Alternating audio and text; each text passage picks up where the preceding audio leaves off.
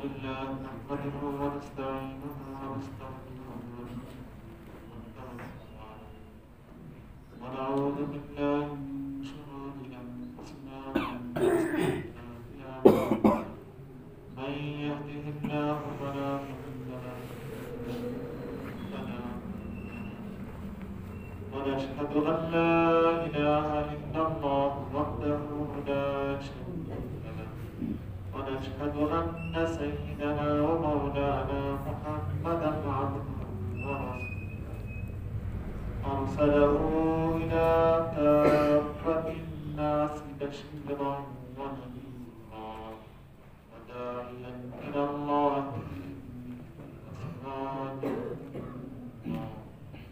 صلى الله تعالى عليه وعلى آله وأصحابه وبارك وسلم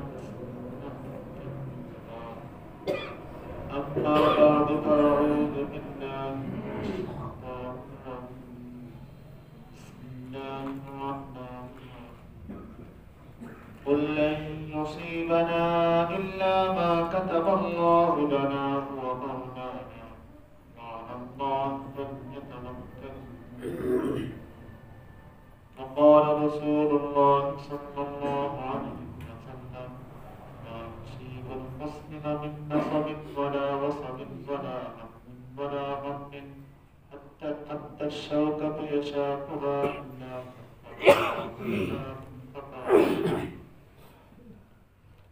وقال رسول الله صلى الله عليه وسلم عجبا لأمر المؤمن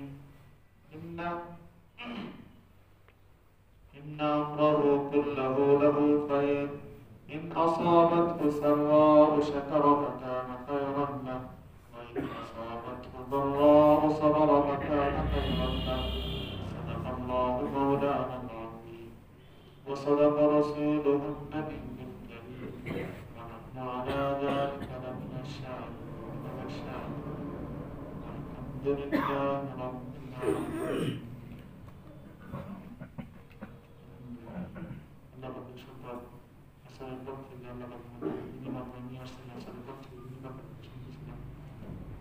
আরো কিছু কথা বলতে হবে যেটা আমাদের পূর্বে হয়েছে সামনে হবে সেটি মুস্তাফা তারপর আমাদেরকে আমল করার তৌফিক দান করুন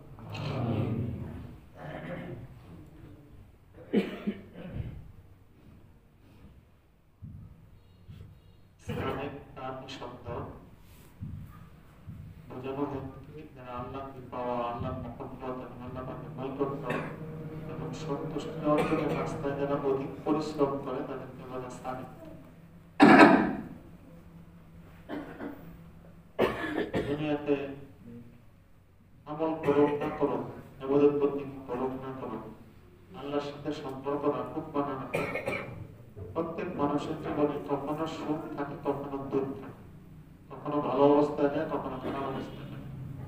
এটাই মানুষের জন্য বিশিষ্ট আলোচনার বিষয় হল বিভিন্ন বালা মুসিবত এবং পেরেশানির সময় ওই সময় সালেক একজন দিনদার মানুষ যে আল্লাহ আপনাকে বিশ্বাস করে সেই মুসিবতের সময়গুলো থেকে সে ফায়দা অর্জন করতে পারে কিভাবে, মুসিবতটা তার জিন্দগির জন্য কল্যাণকর কিভাবে হোক এবং ওই সময় তার কি করণীয়, কি করলে তার জন্য ভালো হবে। মানুষ দেখবেন একটা কথা বলে শক্তিকে শক্তিতে পরিণত করা, মানুষের তৈরি করার জন্য মানুষের সামর্থ্য বলা হয়। সুগ্রস্ত হয়ে নিজেরা কাজকর্মে পিছিয়ে থাকা যাবে না, বরং এটাকে শক্তিতে পরিণত করে সামনে অগ্রসর হতে হবে। দুনিয়ার মানুষদের কথা বোঝানোর জন্য সালেক একজন দিনদার যে আল্লাহ আপনাকে বিশ্বাস করে, তার জীবনেও বিভিন্ন ঘাত প্রতিঘাত থাকে, কখনো ভালো, কখনো মন্দ, কখনো সুখে থাকে, কখনো দুঃখে থাকে। এই উভয় হালে, উভয় অবস্থায় তারা কি করবে কিভাবে? যখন মানুষ ভালো থাকে অনেক সময় মানুষ মনে করে যে আমার তারা কি হচ্ছে, অবশ্য তারা কি হবে। দুঃখের সময় অনেকে মনে করে যে হয়তো আমার তারা কি বা উন্নতির পথ রুদ্ধ হয়ে যাচ্ছে, অথচ আল্লাহ পুরোটা আল্লাহ পাক দিয়েছেন এবং আল্লাহ পাক ভালো জানেন বান্দার জন্য কোনটা কখন কল্যাণ হবে। বরং মুসিবতের সময় এটা মানুষের জন্য তুলনামূলক আখিরাতের লাগে তারা কি সহজ বেশি মুসিবতের সময় যখন সুখে থাকে তখন কষ্ট, যখন মুসিবতে থাকে তখন আল্লাহ পাকের নৈকট্য অর্জন করা, আল্লাহ পাকের সাথে সম্পর্ক স্থাপন করা একজন দিনদার মানুষের জন্য সহজ, এবং ভাঙ্গা সম্পর্ক আবার জোড়াও লাগে মুসিবতে। এই জন্য আমাদের ইমাম আহমদ ইবনে হাম্বল রাহমাতুল্লাহ আলাইহি প্রসিদ্ধ বলতেন, লাউলাল মাসাইব লাকুন্না মাফালিস। আমরা যদি আমাদের যদি মুসিবত না থাকতো, বালা মুসিবত, পেরেশানি, দুঃখ দুর্দশা এগুলো যদি না থাকতো, তাহলে হাসরের ময়দানে আমরা থাকতাম ফকির মিসকিন। ফকির মিসকিন এই বালা মুসিবত দিয়ে আল্লাহ পাক বান্দাকে ভারী পথ অনেক তারাক্কি দান করে। ভারী পথে তারাক্কি, দেখেন না অনেক সময় আমরা যাচ্ছি, রাস্তা অনেক দূর হয়ে যাচ্ছে, এবার যদি জানি যে দিক গেলে 10 মিনিট সময় সেভ হবে, সে গাড়ি মাঝখান দিয়ে নিয়ে গেল 10 মিনিট সময় সেভ। বান্দা আমল করতে করতে তার কাঙ্ক্ষিত জায়গায় যখন পৌঁছতে পারে না, আল্লাহ পাক চান বান্দাকে টান দিয়ে উপরে নিয়ে আসা দরকার। আল্লাহ পাক কখনো ভারী পথে কিছু মুসিবত দিয়ে তাকে ওই দেন করে দেন, সে অনেক পর্যন্ত আল্লাহ পাকের পক্ষ থেকে বান্দার উপর এটাও বড় ইহসান। আমরা মনে করি যে মনে হয় সুবিধা থাকলে মনে হয় সব সুবিধা, সবচেয়ে ভালো হলো যে অবস্থা দিয়ে আল্লাহ পাক তাকে এটাই সুবিধা, এটা হলো সহজ। যখন মিস্ত্রি রহমতুল্লাহ বড় বুজুর্গ ছিলেন, ওনাকে জিজ্ঞাসা করেন কেমন আছেন, উনি বলেন ওই লোককে জিজ্ঞাসা করতেছ কেমন আছেন, যে লোকের সবকিছু মন মতো হয়, পৃথিবীতে যা হয় সব আমার মন মতো, আমার মনের বিপক্ষে কোনো কাজই কি বলতে চাচ্ছেন, সবগুলো মন মতো হয়। উনি বলেন কিভাবে, আমি চিন্তা করে দেখছি যে আমার ইচ্ছা চেয়ে আল্লাহ পাকের ইচ্ছা সবকিছু, আমার ইচ্ছা কখনো কার্যকর হবে না, আল্লাহ পাক যা চান ওইটাই কার্যকর। এই জন্য নিজের ইচ্ছাকে সমর্পণ করে দিয়েছে আল্লাহ পাকের ইচ্ছা। আল্লাহ যেটা ইচ্ছা ওটা তো আমার ইচ্ছা। আপনারা তো আসলে বসবাটা তো ব্যতিক্রম, এই জন্য আমাদের আহমদ না বলে বুঝবো না। আমার ইচ্ছাকে আমি আল্লাহ পাকের ইচ্ছার উপর সমর্পণ করে দিয়েছি। কখনো রূপ, কখনো সুখ, কখনো ব্যবসা ভালো, কখনো মন্দ। এখন ব্যবসা যখন বন্ধ তখন আলহামদুলিল্লাহ, আল্লাহর প্রশংসা। কারণ এটা আমার মন মতো হয়েছে। কেমনে মন মতো হয়েছে? আল্লাহ তো চাইছে ব্যবসা খারাপ হবে, আল্লাহ তো আল্লাহর উপর সমর্পণ করে দিয়েছে, যেন আমার মন মতো হয়ে গেছে। আল্লাহর যা চাওয়া এটাও আমার চাওয়া, আমার ভিন্ন কোনো চাওয়া নাই। এই জন্য পৃথিবীতে যা ঘটে সুবিধা অসুবিধা আমি সব মনে করি আমার মন মতো। এই জন্য আমি কখনো টেনশন ঠিক করি, কোনো কিছু নিয়ে টেনশন করি। অনেক অসুস্থ, অনেক ঝামেলা, শরীর কোনোভাবে ঠিক থাকতেছে না, তো মনে করি যে তো আল্লাহ পাক করছেন, আল্লাহ পাকের ইচ্ছা তা মানি, তা আমার মন মতো হয়েছে, সমস্যা কিন্তু এই গ্রহণ করলে জীবনে পেরেশানি আসবে, পেরেশানি আসবে, চোখে পানি থাকবে, শরীর ব্যথা করতেছে, কান্না করতেছে, দিনের অবস্থা থাকবে আল্লাহ পাকের উপর সন্তুষ্ট। এটা সালেকের বড় আমল, হালত যাই হোক আল্লাহ পাকের উপর সন্তুষ্ট। وَلَن يُصِيبَنَا إِلَّا مَا كَتَبَ اللَّهُ لَنَا هُوَ مَوْلَانَا وَعَلَى اللَّهِ فَلْيَتَوَكَّلِ الْمُؤْمِنُونَ। আল্লাহ বলেন, হে নবী আপনি বলে দিন, আমাদের উপর যে মুসিবত আসে, আসে তো ওইটাই, এটা আমার জন্য আল্লাহ পাক লিখে রাখছে, ওইটাই আসে। আল্লাহ পাক যা লিখে রাখছে ওইটাই আসে। তিনি আমাদের অভিভাবক এবং মুমিনদের আল্লাহ পাকের উপরই ভরসা করা চাই। সুতরাং মুসিবত যিনি পাঠিয়েছেন তার উপরই আমার ভরসা, তাকেই ধরে রাখতে আমি। এই মুসিবত আমাকে করবে কি? সাঁতার একটা বাচ্চা পানিতে নামছে ব্রহ্মপুত্র নদীতে, বাবাকে খুব শক্ত করে ধরছি, বাবা খুব ভালো সাঁতার, অনেক ভালো সাঁতার জানে। আচ্ছা এই বাচ্চাদের সাঁতার জানে নাই, সাঁতার না জানার টেনশন তার মধ্যে আছে। আমরা যখন ছোট ছিলাম আমাদেরকে বাবারা বড় ভাইরা পুকুরে নিয়ে যেত না, বাচ্চা কি লাফালাফি করতেছে, লাফাচ্ছে, সাঁতার কাটতেছে, ধরা কিন্তু বাবার, বাবার মনে করেন গলা সমান পানি, বাবার পানি গলা সমান, কিন্তু বাচ্চার তো পানি হলো মাথার উপরে উঠে যায়। এখন বাবার হাতে ধরে রাখছে, সে খুব লাফাচ্ছে, সাঁতার কাটতেছে, তার টেনশন নেই, কারণ আমি সাঁতার না জানলে কি হবে, যাকে ধরে রাখছি ওনার তো পানি গলা সমান, দুয়ার কোনো প্রশ্নে আসে না, ওনার সাঁতারও কাটতে হবে না, এমনি তো উনি স্বাভাবিকভাবে দাঁড়িয়ে আছে, তা আমার টেনশন নেই। মুসিবতটা আমি পাঠাই, পাঠাইছি আমি, পুলিশ পাঠাইছে যিনি, তার সাথে যদি আপনার সম্পর্ক থাকে পুলিশ আপনাকে কি করবে? যে পুলিশ পাঠিয়েছে, কথা কথা না থেকে পাঠিয়েছে, অথবা ডিসি পাঠিয়েছে, অথবা এসপি পাঠিয়েছে, সে আপনার বাড়ি তো আসতে হয়তো পুলিশ সাথে না বলে পরিচয় হয়েছে, এখন আপনি বসে বসে ফোন করতেছেন, চা আসতেছে, ওইখানে আপনার চার ব্যবস্থা হচ্ছে, ওখানে চা খাবেন, চা খেয়ে কথা চলে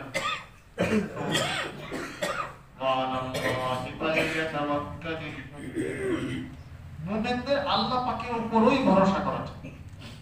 মুসিবত যিনি পাঠিয়েছেন তার উপরই ভরসা। মুসিবত তিনি পাঠিয়েছেন, আমাদের কিছু বলছেন আরে মুসিবত তো মেহমানে খোদাও, আল্লাহ পাকের মেহমান। মা আসাবা মিন মুসিবাতিন ফাবিইদ্নিল্লাহ, মা আসাবা মিন মুসিবাতিন ইল্লা বিইদ্নিল্লাহ। তো আল্লাহ মুসিবত যা আছে সব আল্লাহ পাকের অনুমতি নিয়ে আসে।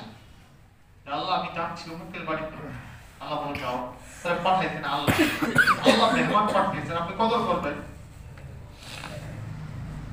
মুসিবতের সময়টা যদি মানুষ ইস্তেফাদা করতে, মুসিবতের সময়টা যদি মানুষ কাজে লাগায়, এটা আখিরাতের তাফকির জন্য। মনে রাখবেন, আগে শুরুতে বলছি, দিনদারেরও মুসিবত আসে, বদদিনেরও মুসিবত আসে, কাফেরেরও মুসিবত আসে, মুমিনেরও মুসিবত আসে। মুমিনের অতিরিক্ত সুযোগ হলো এটা যে এই মুসিবত দিয়ে সে মর্যাদা উন্নীত হয়।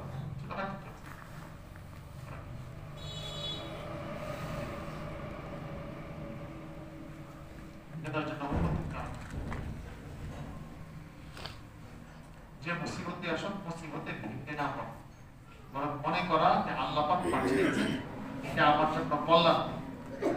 এবং আল্লাহ পাক বলেন জমিনে মানুষের মাঝে যেখানে পৃথিবীতে যেখানে কোনো বালা মুসিবত আসে,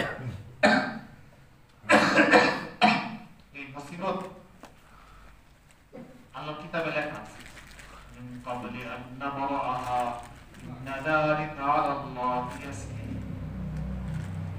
মুসিবত দুনিয়াতে আসার আগে কোথায় আসবে, কখন আসবে, এটা আগের থেকে কিতাবে লেখা আছে। আল্লাহ জানে, আগের থেকে জানে, যেন আল্লাহ পাক লিখে রাখছে যা আসার আসবে।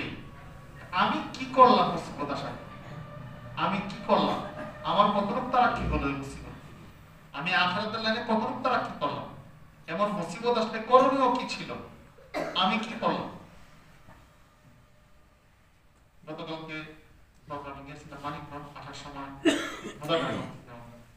যে আসলে মানুষ যে সমস্ত লোক আপনাদের সাধারণ উদাহরণ দিচ্ছি, সাধারণ উদাহরণ সবসময় আপনাদের বুঝতে সহজ। একটা লোক মনে করেন 20 বছর পর্যন্ত খুব সুখে থাকবে, অনেক সুখে বা প্রভাব প্রতিপত্তি, পরে মনে করেন কথার কথা কোনো কারণে সে কঠিন নির্যাতনের সম্মুখীন হয়ে 5 বছর জেল কাটলো, কঠিন কন্ডেন্ট সেলের মধ্যে মনে করেন, এমন নির্যাতন কঠিন, অথবা 20 বছর সে তার জেল হয়েছে অনেক কষ্টে, আগে খুব দাপটে বেরিয়েছে মাত্র 15 বছর অথবা 12 বছর, 13 বছর, 10 বছর জেলে জীবিত করছে।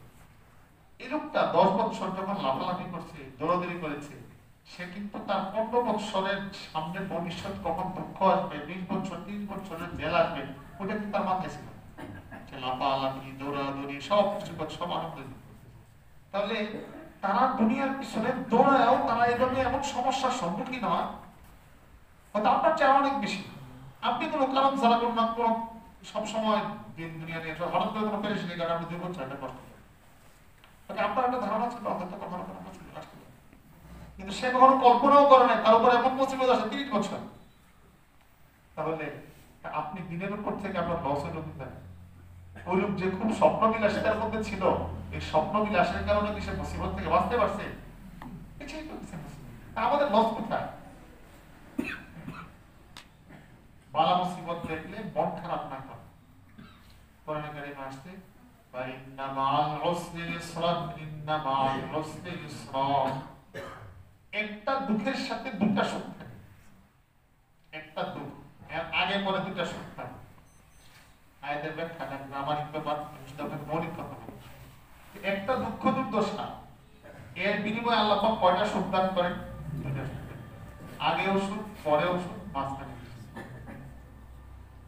إذا اشتدت بك البلوى ففكر في ألم নাশরাহ ফাউসরুম বাইনা ইসরাইনি ইদা ফাক্কারতাহু ফাকরা। কবি বলেন তোমার পেরেশানি যখন বেশি হয়, অনেক টেনশনে পড়ে গেছো, তখন তুমি চিন্তা করো সূরা আলাম নাশরাহ ওই সূরার মধ্যে আল্লাহ পাক বলেছেন যে এক সুখের সাথে এক দুঃখের সাথে দুইটা সুখ। ফাউসরুম বাইনা ইসরাইনি ইদা ফাক্কারতাহু ফাকরা। কবি বলেন তুমি যখন চিন্তা করবে আনন্দিত হয়ে যাবে আমার এই দুঃখ বাহ্যিক কষ্ট এটা হতে পারে হাতছানি দিচ্ছে আমার সামনের জীবনের অনেক সুখের দিকে ইঙ্গিত করছে। আনন্দের সময় এই দুঃখ না, দেখেন না, রাত্র যখন অন্ধকার হয়ে যায় সেদিকে, যখন আরবিতে বলে আসুফল কাদিম, সব অন্ধকার, এই অন্ধকার অন্ধকার নাই, এরপরে সুফল সাদেক আসল সকাল। تمهيد الرحمة की दुनिया के मसाइब बारिश की अलामत की होती है हवा बंद। দুনিয়ার বালা মুসিবত এগুলোর রহমতের ভূমিকা, বালা মুসিবত রহমতের ভূমিকা।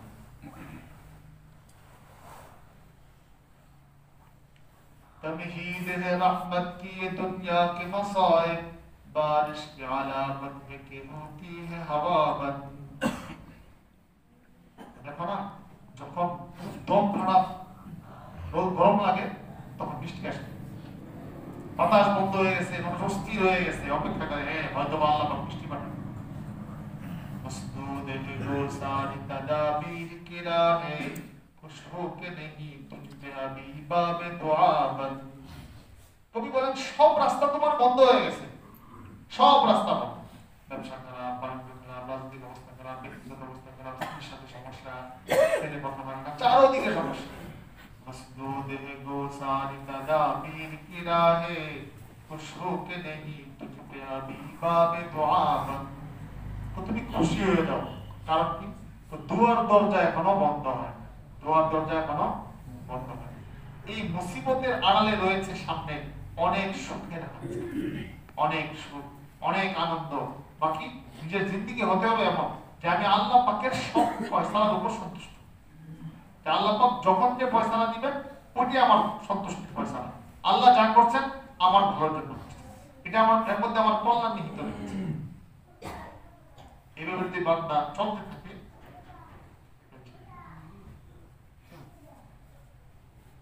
বরং বান্দা যখন সুখে থাকে এটা আল্লাহ পাকের পক্ষ থেকে বড় ধরনের পরীক্ষা, ওই পরীক্ষায় উত্তীর্ণ হওয়া অনেক কঠিন। فإذا مس الإنسان ضر دعانا ثم إذا خولناه نعمة منا قال إنما أوتيته على علم بل هي فتنة।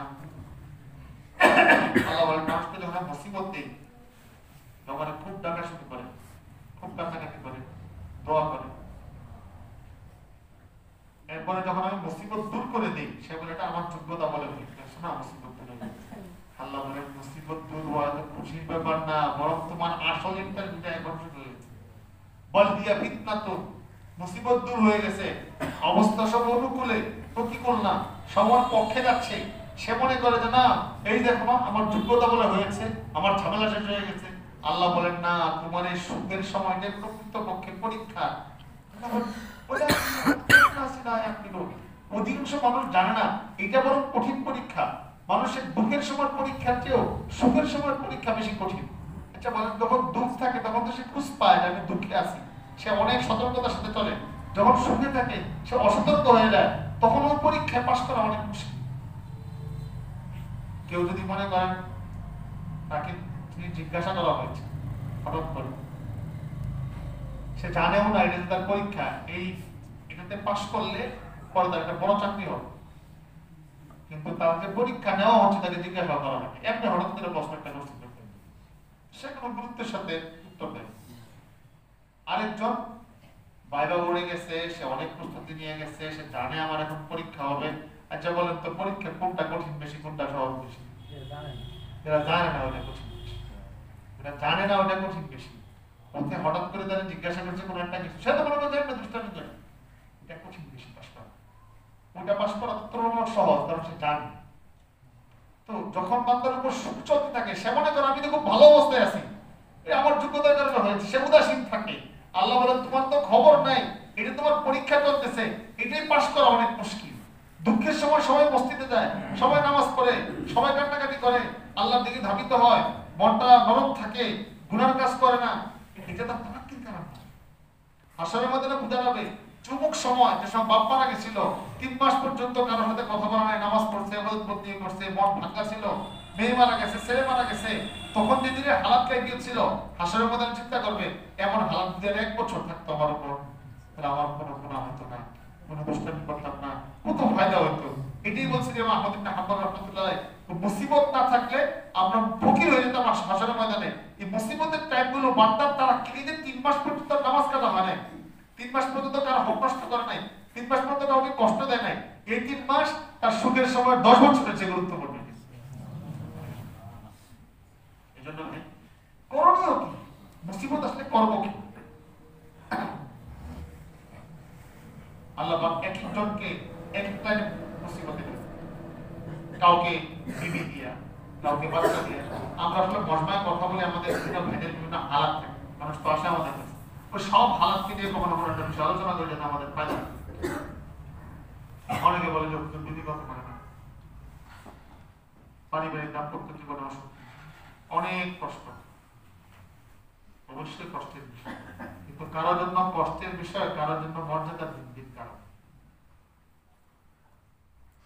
একটা প্রশ্ন আমাদের মধ্যে থাকতে পারেন যে বুঝুন এটা বুঝবেন কিভাবে? একজনকে বলতেছেন যে মুসিবত এটা শাস্তি, আরেকজনকে বলতেছেন মুসিবত এটা মর্যাদা বৃদ্ধির কারণ। মূল বিষয়টা কি বুঝতে পারছেন? যদি কারো মুসিবত এসেছে, কোনো পেরেশানি এসেছে, সেটা আল্লাহর দিকে ধাবিত হয়, খুব ইবাদত বন্দেগী করে, আল্লাহ পাকের হুকুম আহকাম পুরা করে, সতর্ক হয়ে যায়, তাহলে বোঝা যাবে এই মুসিবতটা তার মর্যাদা বৃদ্ধির জন্য এসেছে। আর যদি কারো কোনো বালা মুসিবত আসার পরে সে আরো ধূর্ত প্রদর্শন করেছে, আরো উদাসীন হয়ে গেছে, আখিরাত ভুলে গেছে, তাহলে বোঝা যাবে এইটা এই লোকের জন্য মুসিবত, বাস্তবে তার শাস্তি, এটা তার জন্য শাস্তি স্বরূপ, আর ওইটা আসছে তার জন্য পরীক্ষা স্বরূপ। এটা পরীক্ষা শাস্তির নাম। কেন কোরআন কি বুঝলেন? وَلَنُذِيقَنَّهُم مِّنَ الْعَذَابِ الْأَدْنَىٰ دُونَ الْعَذَابِ الْأَكْبَرِ لَعَلَّهُمْ يَرْجِعُونَ। যে বড় বড় মুসিবতের পূর্বে আমি ছোট ছোট মুসিবতকে টেস্ট করি বান্দাকে, যাতে সে যেখানে ছিল ওই জায়গায় ফিরে আসে, যাতে সে আমার কাছে চলে আসে। সে তো দূরে চলে গেছিল, তাকে ধমক দিয়ে ফিরে আনতে চাই। এখন যাকে ধমক দিলে ফিরে চলে আসে, তাহলে এই ধমকটা তার জন্য কল্যাণকর না? ظهر الفساد في البر والبحر بما كسبت أيدي الناس ليذيقهم بعض الذي عملوا لعلهم يرجعون। জমিনে স্থলে জলে বিভিন্ন বিপর্যয় সৃষ্টি হয়, আল্লাহ পাক বলেন বান্দার কিছু কৃতকর্মের শাস্তি আমি ভোগাইতে চাই। আমার উদ্দেশ্য কি? যাতে করে সে আবার ফিরে আসে। আর সব দেন আল্লাহ পাক শাস্তি।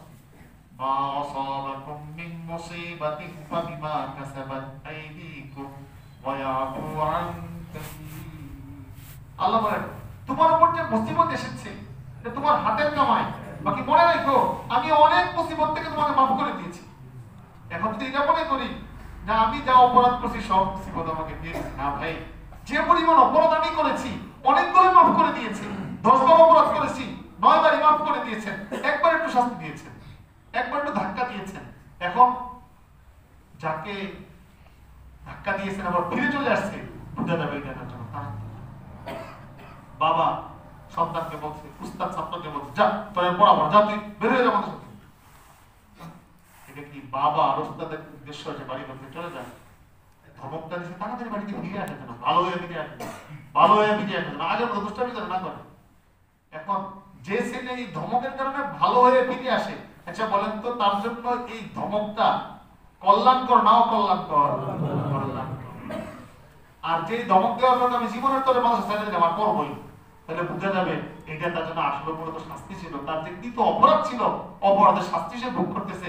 এই জন্য মাদ্রাসা ছাড়ছে, মসজিদ ছাড়ছে, নামাজ ছাড়ছে, দাওয়াতের মেহনত ছাড়ছে, রাগ করে নামাজ পড়ে, রাগ করে তাবলীগ ছেড়ে দিচ্ছে, রাগ করে মাদ্রাসা ছেড়ে দিচ্ছে। রাগ করে বাবার বাড়িতে চলে গেছে, এটা হলো মানুষ।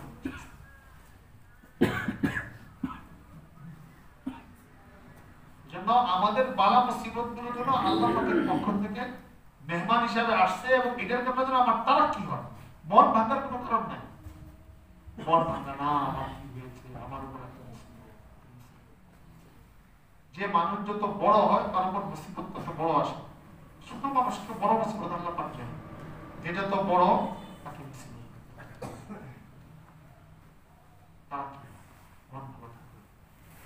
মন ভালো থাকার অর্থ মনের মধ্যে গুনাহ। এখন ঠিকানা তো আগে জেনে রাখতে হবে যে মুসিবত আসলে করবো কি। মুসিবত আসলে নামাজ, মুসিবত সদকা, মুসিবত গুনাহগারি, কান্নাকাটি, আল্লাহর দিকে ধাবিত হওয়া, তাহলে বোঝা যাবে এই লোকটা তারা কি হচ্ছে। আমাদের বুজুর্গ উদাহরণ দিয়েছেন, এক লোকের সাথে আরেক লোকের বন্ধুত্ব আছে, অনেকদিন যাবত সাক্ষাৎ নাই, অনেকদিন পরে সাক্ষাৎ হয়েছে, দীর্ঘদিনের 3 বছরের সম্পর্ক মহব্বত ছিল, একসাথে লেখাপড়া তারপর মোয়ানাকা করেছে, মোয়ানাকা সব চাপ দিছে একে অপরকে, অথবা হাতে হ্যান্ডশেকের জন্য মুসলমান চাপ দিছে হালকা। আচ্ছা বলেন তো এই চাপটা কি বন্ধুত্বের বিপরীত নাকি বন্ধুত্বের উষ্ণতা দেখানোর জন্য চাপটা একটু তুলে দিচ্ছে? আল্লাহ অনেক সব বান্দাকে মুসিবত দিয়ে চাপ দেন, আল্লাহ পাক দেখেন চাপ দিলে এবার যদি মহব্বত বেশি না থাকে তাহলে সে রাগ হয়ে যায়, এই যে আপনি আমাকে এভাবে চাপ দিলেন কি জন্য? আর যদি সম্পর্ক অনেক ভালো থাকে সেটার উষ্ণতা অনুভব করবে, সে আনন্দ অনুভব করবে, না আমার বন্ধু আমাকে এখনো ছাড়ে নাই, আগের সে পুরান দিনের ভালোবাসা এখনো আছে, এই জন্য আমার হাতে ধরে চাপ দিছে, আমার একটা থাপ্পড় লাগাই দিচ্ছে, আমি একটা থাপ্পড় লাগাই দিলাম, কথা কথা 2 বছর সম্পর্কটা এমন না। এখন আল্লাহর সাথে বান্দার যখন দীর্ঘদিনের সম্পর্ক অনেক মজবুত হয়ে যায়, আল্লাহ বান্দাকে চাপ চুপ দেয়, তো বান্দা আবার দৌড়ে আল্লাহর কাছে যাওয়া শুরু করে, আল্লাহ কারে মুসিবত দিছিলাম এই জন্য, ওই দৌড়ে আমার কাছে চলে আসে, এটাই তার পায় না, এটাই তার পায় না। প্রত্যেকে যদি রাস্তা জানা থাকতে হবে,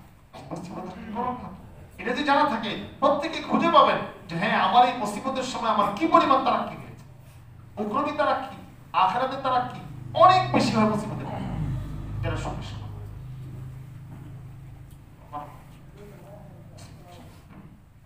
এক বুজুর্গ ছিল মাযহাব জানা রাহমাতুল্লাহ, উনি অনেক বড় বুজুর্গ ছিলেন ইন্ডিয়া, তাফসীরে মাযহারি সানাউল্লাহ পানিপতি রাহমাতুল্লাহ আলাইহি পীর ছিলেন, শায়েখ ছিলেন, মাদুর কুরআন নামে নামে তাফসীরে মাযহারি। ওনার একবার জেহেনে একটা কথা আসলো যে দিল্লিতে এক মহিলা আছে, এই মহিলা যেখানে বিয়ে শাদী হয় স্বামীর সাথে থাকতে পারে, সব জায়গায় ঝগড়া করে, সবার সাথে ঝগড়া, সংসার করতে পারে, কঠোর মেজাজ। তোমরা দিনের মধ্যে আসছে যে ওই মহিলাকে তুমি যদি বিয়ে করো, সেটা হাজারো মানুষকে কষ্ট দিচ্ছে, তুমি যদি বিয়ে করো, তুমি যদি তার সাথে সংসার করো, তোমার কিছুটা কষ্ট হলেও তুমি সবর করবে, তোমার মর্যাদা আখিরাতের জন্য অনেক উপরে উঠবে, আল্লাহ পাক তোমাকে দুনিয়া আখিরাতে চমকাবে, তুমি ওখানে বিয়ে। ওনার মাথার মধ্যে যে আচ্ছা আমি যদি মহিলাটাকে বিয়ে করি, কমপক্ষে এটা তো হবে যে মহিলার অন্য কারো কাছে বিয়ে বসতে পারবে না, অন্য মানুষকে জ্বালাতে পারবে না, জ্বালানি আমারই যাবে। বিয়ে শাদী করছেন, অনেক বদমেজাজ মহিলা, আবার স্বামী হলেন অনেক শৌখিন। কেমন শৌখিন জানেন? শুয়েছে বিছানায়, তো চাদর আছে, চাদরের নিচে একটা চিকন চুল ছিল, উনি শোয়ার পরে ছটফট করতেছেন, মাথাটা সবাই তো বুঝে যে হুজুরের মেজাজ খুব শৌখিন, খুঁজে খুঁজে দেখছে ওই বিছনার নিচে একটা চুল, এটা মনে একটু কেমন ব্যতিক্রম লাগছে, এখানে মাথা ব্যথা শুরু হয়ে গেছে। ব্যক্তি জীবনে কেমন শৌখিন মানুষ, আর ঘরের অবস্থা কেমন যে পৃথিবীর সেরা সবচেয়ে দাজ্জাল মার্কা একটা মহিলা মনে করে। এক পার্ট শোনেন তার আরেক পার্ট শোনেন, মনে করেন না যে সবসময় কারো এই পেরেশানি বললেই মনে হয় অনেকে পেরেশানি নিয়ে আসে, তো সান্ত্বনার জন্য বলছে, কিন্তু খুব ভেঙে যায় না। হ্যাঁ কবল পুরা সে, যার দুনিয়াও নাই আখিরাতও নাই, দিনদারি নাই, তো তার অপরাধের শাস্তি হিসেবে কাউকে যদি কোনো খারাপ মহিলা জুটাইয়া দেয়, এটা টেনশনের বিষয়। আপনি দেখেন যে মুসিবত আসার পরে আপনি আখিরাতের দিকে ধাবিত না, আখিরাত থেকে দূরে, যে আখিরাতের দিকে ধাবিত থাকেন, তাহলে আপনার টেনশন নাই, যেটা আপনার রাস্তা লাইনে আছে, ঠিক লাইনচ্যুত হয় না, আগাচ্ছে, আপনি আখিরাতের দিকে অগ্রসর হচ্ছেন। একবার অনেক মুরিদকে পাঠাচ্ছে যে বাসাতে খানা নিয়ে আসে, পাঠিয়ে দিয়ে পাঠাচ্ছে, তো খানা আনতে গেছে, কোনো বাচ্চা বা কেউ ওই পাশ থেকে মহিলার আওয়াজ শোনাচ্ছে, দূরে দূরে বলতেছে। বন্ড লোকের কাছে মানুষ আসে, সে শুধু খায় আর ঘুমায়, আর শুধু লোকজন তার পিছনে পিছনে ঘুরে কি পাইছে, আমি তো কোনো প্রযুক্তি দেখতে পাই না, এই বলে অনেক গালিগালাজ করতেছে। মুড়িতে বলতেছে যে আমার মত চাচ্ছিল যে ভিতরে টিফিন গাড়ি বাড়িতে মাথা আমাদের বাড়িতে পাগল মহিলা থেকে এমন একজন ভালো মানুষের ব্যাপারে এমন মন্তব্য করতেছে। তো ফেরত আসতে আসার পরে আসে কিছুই বুঝলাম না কি কাহিনী, যে আপনাকে আমরা এমন মনে করি আপনার বিবিটা এমন কঠিন মেজাজের। তুমি বলেন যে শোনো, এই যে কঠিন মেজাজের বিবির কারণে কিন্তু তুমি আজকে অনেক দূর থেকে আমার এখানে এসে বলে থাকো। এর কাহিনী কিন্তু সব কারামতি টাকা হলো আমার বিবি, আমার বিবির কারামতির কারণে আমি তোমরা যে এখানে চারদিক থেকে আমার কাছে আসতেছো, আমার কাছে দিন শিখতেছো, আখেরাত মুখী হচ্ছ, এগুলো সব কারণ হলো আমার বিবি। কারণ তাকে বিয়ে করার পরে আমি যে সবরের পরীক্ষা দিয়েছি, পরীক্ষা দিচ্ছি অনবরত, এই সবরের পরীক্ষার ফল আল্লাহ পাক দুনিয়াতে আমাকে ফায়দা দিয়েছেন, আখিরাতে ইনশাআল্লাহ ফায়দা হবে ইনশাআল্লাহ। আখিরাতে কেমন ফায়দা হচ্ছে জানা জানা জানা আপনারা ইন্তেকাল করেছেন, কেমন লোক ছিল দেখুন, লোকেরা খুব পরেশান, মারা গেছে। স্বাভাবিক একজন বড় মানুষ মারা গেলে যে অবস্থা হয়, তো হুজুরের রেখে যাওয়া ডায়েরি খাতা পত্র এগুলো কাটাকাটি করতেছে। তো হুজুরের ডায়েরি পেয়েছে, ডায়েরির মধ্যে ওনার ইন্তেকালের আগে লেখা ওনার একটা কবিতা, लोग कहते हैं कि मजहर मर गया बल्कि मजहर हो तो अपना घर दिया। তো লোকেরা একসময় বলবে যে মাযহাব তো মারা গেছে, তো ওদের জানা নাই যে মাযহাব তো শুধু মারা যায় নাই, মূলত মাযহাব তার যে বাড়ি বানিয়েছে আখিরাতে সেই বাড়িতে যায় উঠছে। পরে এটা পরে সবাই আশ্চর্য হয়ে গেছে, আশ্চর্য সান্ত্বনা পেয়েছে যে যিনি চলে গেছেন তারই কথা এটা। আর পুরো জিন্দেগিতে বিবি দিয়ে আল্লাহ পাক এই পরিমাণ পরীক্ষা নিয়েছে, এটা শাস্তি না, আমার উপর শাস্তি চলছে না পরীক্ষা চলছে। আগে আমি আমার উপর মুরাকাবা করে দেখব আমি কি আল্লাহ পাকের হুকুমের দিকে দূরে সরতেছি না আল্লাহ পাকের হুকুমের কাছাকাছি যাচ্ছি। সহজ ইন্টারভিউ, মুসিবত আছে, আমি কোন দিকে যাচ্ছি। আমার রূপ যদি ইবাদতের দিকে হয়, আমলের দিকে হয়, আল্লাহ পাকের দিকে হয়, তাহলে বুঝবো এটা আমার মুসিবত না, এটা আমার শাস্তি না, এটা আমার পরীক্ষা, আমার মর্যাদা বৃদ্ধির কারণ। এই পরীক্ষা উত্তীর্ণ হলে দুনিয়া আখিরাত আমার সুখ।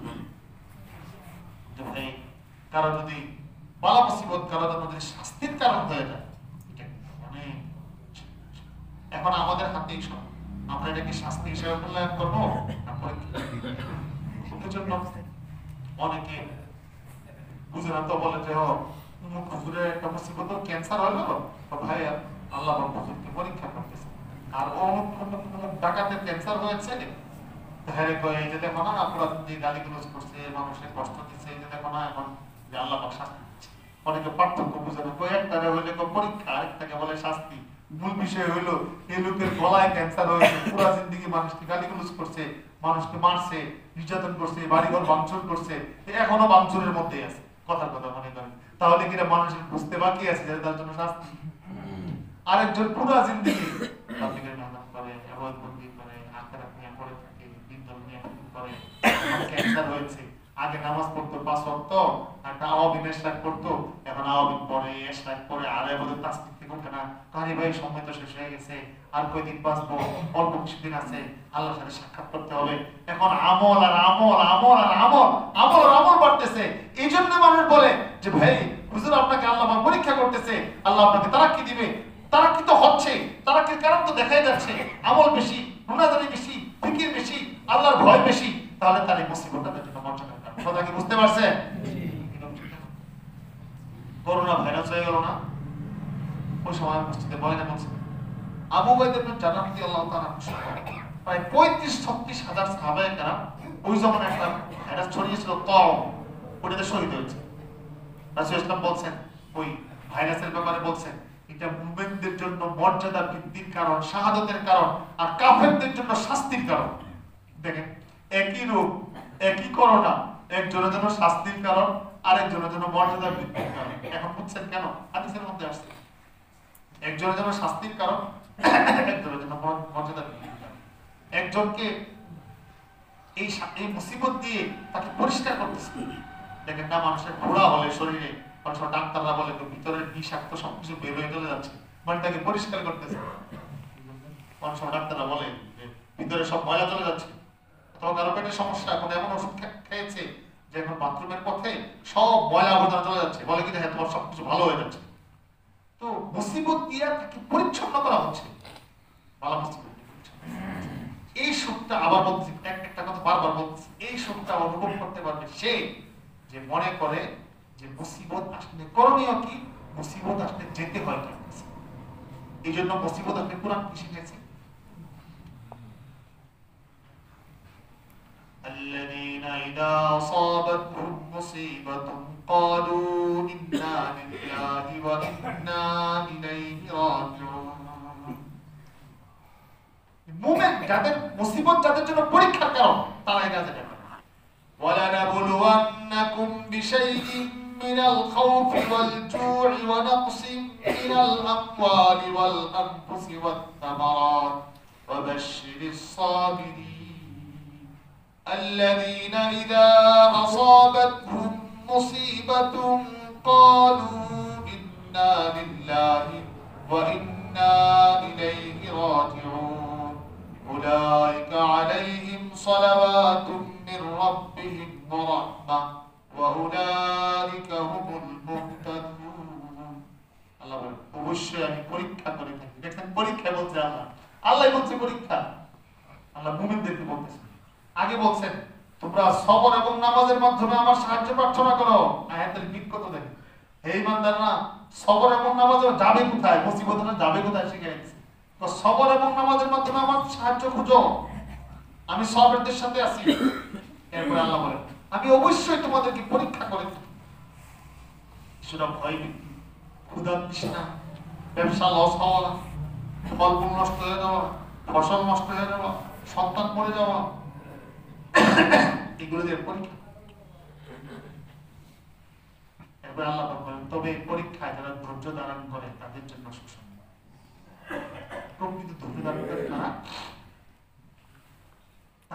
যাদের কাছে মুসিবত আসলে যারা এই অনুভূতি রাখে এবং বলে ইন্না লিল্লাহি ওয়া ইন্না ইলাইহি রাজিউন, আমরা আল্লাহর জন্য, আমরা আল্লাহর দিকে দৌড়ে যাব, আল্লাহর দিকে ফিরে যাব।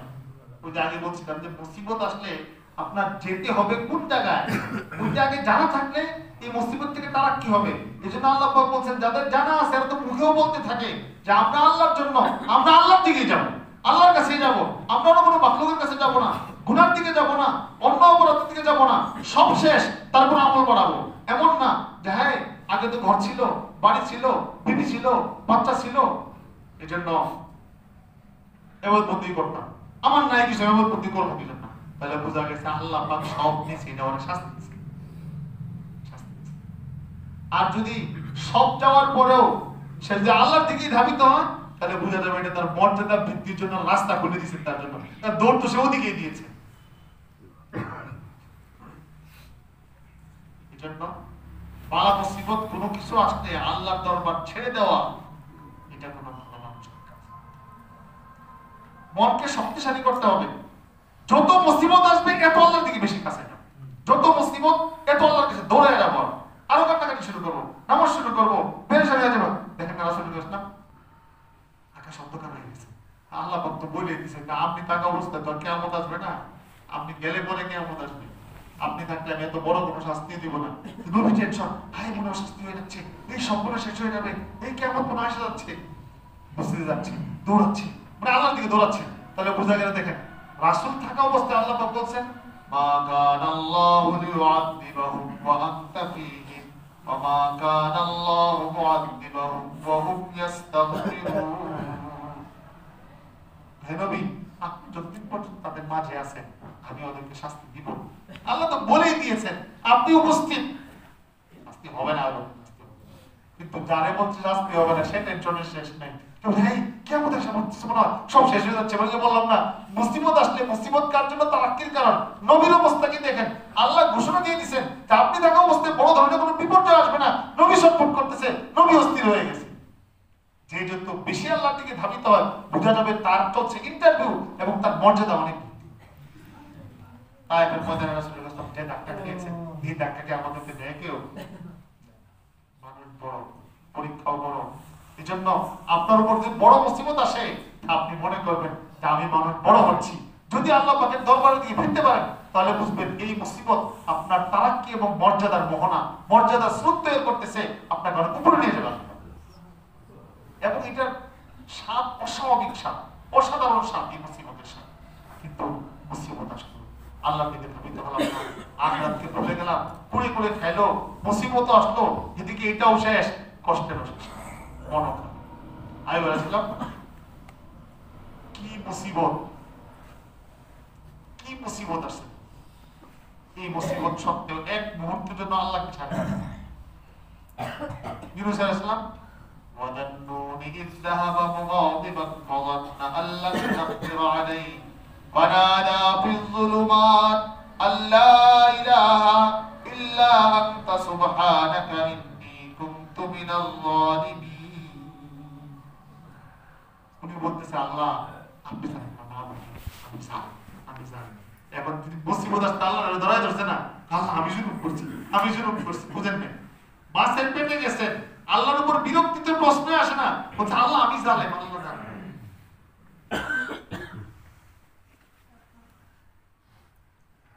আমি বলেছিলাম মুসিবত বেশি আসছে, কোরআনে কারিমের মধ্যে আসে যখন আমার মুসিবত খুব বেড়ে গেছে,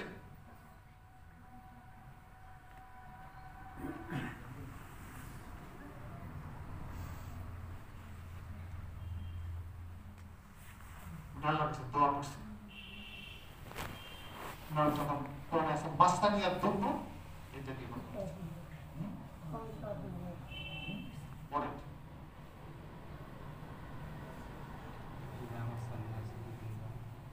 যে আমার উপর মুসিবত যখন আসছে, আমি বলতে আল্লাহকে দোয়া করছি, আল্লাহ আমার মাফ করে। ফাস্তাজাবনা লাহু, আল্লাহ তার দোয়া আমি কবুল করছি। ওয়ানাজ্জাইনাহু মিনাল গাম্মি, এবং তাকে আমি দুঃখ থেকে মুক্তিও দিয়েছি। ওয়াকাযালিকা নুনজিল মুমিনিন, আমি মুমিনদেরকে এইভাবে মুক্তি দিয়ে থাকি। তাদের মুসিবত আসলে দৌড়ায় আল্লাহর কাছে আসে, মুসিবত আসলে দৌড়ায় আল্লাহর কাছে। আচ্ছা দেখেন আমাদের নবীর কথা চিন্তা করেন, আসছে মুসিবত, গেছে বদরে, যারা বদরে গেছেন একটা মসজিদে আদিশ আছে, এই মসজিদের একদিন আমি তাবু গেছি, আসলে দোয়া করতেছে। মুসিবত একবারও কয় নাই যে যুদ্ধের মধ্যে পালায়া চলে যায়, বরং বলতেছি কি আল্লাহুম্মা ইন তাহলিক হাদিহিল ইসাবাতু লাম তুবাদ আবাদা। হে আল্লাহ, ছোট্ট এক জামাত আপনাকে নিয়ে পড়ে আছি, এরা যদি শেষ হয়ে যায়, হে আল্লাহ আপনাকে আর মা বোন বলবে কারা? কুরাইশে যারা আসছে আমাদের সাথে যুদ্ধ করতে আমাদের বিপক্ষে, এরা তো আপনাকে রব মনে করে না, আপনি যে আমাদেরকে শেষ করে দেন, তা আপনার ডাকে কত অনুনয় বিনয়ের কথা। জিবরিল আসছে হচ্ছে হে মুহাম্মদ এরপর আসা মাথা উঠান, মাথা উঠান, ফয়সালা হয়ে গেছে, ফয়সালা হয়ে গেছে। মানে মুসিবত আসলে আল্লাহর দিকে ধাবিত হওয়া। তায়েফের লোকেরা এই পরিমাণ নির্যাতন করেছেন, রাসূল নামাজ দাঁড়াইছেন। ওই যে মুসিবত আসছে তার দিকে খারাপ, বরং দোয়ার মধ্যে কি বলছেন? আল্লাহুম্মা ইন্নী ওয়ায়াত রাব্বি ইন্নী মাসানিয়াদ দুররু ওয়া আনতা আরহামুর রাহিমিন। এটা বলছে তাই বলছে, হে আল্লাহ আমার উপর মুসিবত এসেছে, এখন বেশি হয়ে গেছে, পুরো শরীর বুকে ধরে বলছে, হে আল্লাহ আপনি দয়া। দরবার ছাড়ে নাই, অন্যদিকে যায় নাই, আল্লাহর কাছে গেছে। দোয়া করতে তাই, আল্লাহুম্মা ইন্নী আশকু ইলাইকা দুফা কুওয়াতি ওয়া কিল্লাতা হিলাতি ওয়া হাওয়ানি আলান নাস ইলা মান তাকিলুনি ইলা আদুবিন ইয়াতাজাহহামুনি আম ইলা করিবিন মাল্লাকতাহু আমরি ইল্লাম তাকুন আলাইয়া সাকিতান ফালা উবালি গায়রা আন্না আফিয়াতাকা আওসাউ বিযুনুবি। শরীয়তের মেজাজ, আমরা যারা আল্লাহকে পেতে চাই, আল্লাহর মহব্বত পেতে চাই, আমাদের জীবন ধারাটা কেমন হবে? নবীর তো রাসূল কারীম ইসলাম দোয়া করতেছেন, হে আল্লাহ আপনার কাছে আমার দুর্বলতার শিকায়ত করতেছি। দেখেন তো কি জিন্দেগি, কাফের মুশরিকরা বেয়াদব বাচ্চারা পরিমাণ কি পরিমাণ নির্যাতন করেছে, কাকে বলে মুসিবত। রাসূল বলেছেন মুযিতু বিল্লাহি মা লা ইউদা আহাদুন ক্বাবলি, আমাকে যে পরিমাণ কষ্ট দেওয়া হয়েছে দিনের জন্য, আমার পূর্বে কাউকে এত কষ্ট দেওয়া হয় নাই, এত নির্যাতন, এত কষ্ট, তারপরে ধুয়ে দিতে। আমাদের অবস্থা হলো কি, নামাজ পড়তাম, নামাজই পড়তাম, মুসিবত লাভ কি নামাজ পড়তে, তার মানে তো আমার সন্তানটা মারা গেল, নামাজ পড়বো। অবশ্যই আপনার সন্তানটা নিয়ে গেছেন, আল্লাহ আপনাকে কঠিন শাস্তি দিয়েছে, আপনার শাস্তি, আপনার জ্বালাচ্ছেন শাস্তি। কারণ যদি আপনি আল্লাহর দিকে দাবিত হইতেন তাহলে বুঝাতে সেটা মর্যাদার কারণ, এটা তো আপনার শাস্তি, কোনো অপরাধের শাস্তি দিচ্ছে আপনাকে। কারণ এই মুসিবত দিয়ে আপনার কোনো তারাক্কি হচ্ছে না, উন্নতি আসতেছে না। নবী তার মুসিবতকে কিভাবে মূল্যায়ন করেছে? হে আল্লাহ, আমি আমার দুর্বলতা, আমার কৌশলে কোনো ভুল আছে, আমার সাথে আবেগের কথা বলতে, হে আল্লাহ মানুষের কাছে লাঞ্ছিত হচ্ছে, মানুষ আমাকে এইভাবে নির্যাতন করবে। ইলা মাত্তাকিলুনি ইলা আদমিন ইয়াতাজাক্কামুনি, হে আল্লাহ আপনি আমাকে কার কাছে ছেড়ে দিলেন? এটা আবেগ, এটা আবেগ। কারণ বান্দার সাথে আল্লাহর সাথে সম্পর্ক যখন গভীর হয় তখন আল্লাহ কি বলেন, আল্লাহ আপনি আমার কার কাছে পাঠালেন, কার কাছে সমর্থ করে দিলেন, কার কাছে সব নিয়ন্ত্রণ আমার দিয়ে দিলেন? কোনো শত্রুর কাছে যে কপালে বাস পড়ে যায় না, কোনো আমার নিকটাত্মীয়র কাছে আপনি দিয়ে দিলেন অধিকার যে যা ইচ্ছা তা করবে, আমাকে মারবে, সবকিছু করবে। ওই একটু কড়া হয়ে গেছে না, সামনে আবার বলেন ইল্লাম তাকুনা আলাইয়া সাখিতান ফালা উবানি, তবে হে আল্লাহ আপনি যদি আমার উপর সন্তুষ্ট থাকেন এই সমস্ত নির্যাতন আমি পরোয়া করি না, ওরা আমাকে মারবে না পিটাবে কি করবে না পরোয়া করি না, আপনি সন্তুষ্ট থাকবেন। দেখছেন দোয়ার মধ্যে কি আবেগ। মুসিবত আসলে আমরা কোন দিকে যাবো, এটা হলো ঠিক। আগে অনেক কথাবার্তা শিখছেন, জিকির আজকার বয়ান, আল্লাহর দিকে ধাবিত হওয়া, ওইগুলো কাজে লাগাইতে হবে। মুসিবত আসে 12-10 মিনিট মিস হইতো, এখন মুসিবত আসতে আজকে একবারে উঠা 2 ঘন্টা 3 ঘন্টা যাবেন, কিন্তু তো ঠিকানা নাই। ज़माने के मसाइब से न खबरो असहाबी हरगिज़ क्या अल्ताफ़े खुदावंदी हाज़िर मसाइब है। তো জমানার মুসিবত না ভাবনার কারণ নাই, কারণ আল্লাহ পাকের অনুগ্রহ মুসিবতের ছায়া তলে থাকে আল্লাহ পাকের বিশেষ। এজন্য মুসিবত দিয়ে আল্লাহ পাক টেস্ট করে বান্দা কি আমারে ধরে না আমাকে ছাড়ে, এটা আমার দিকে আসতে হবে এটা বুঝে না অন্য। তো একজন সালেকের জন্য তার মুসিবত থেকে আখিরাতের রাস্তা তারাক্কি, আল্লাহর সাথে সম্পর্ক করা, ওই রাস্তায় অগ্রসর।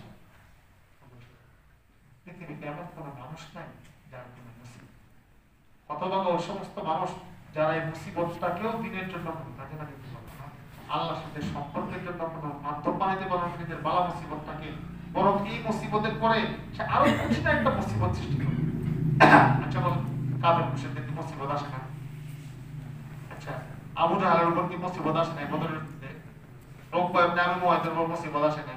দেখেন না এখন যে হাজির আগে হয় জিন শুনে যে কুয়ার মধ্যে ওদের লাশ পড়ছে, মুসিবত আসে, মুসিবত আসে। কিন্তু এই মুসিবত দিয়ে কি আল্লাহকে পাইছে না আল্লাহকে হারাইছে?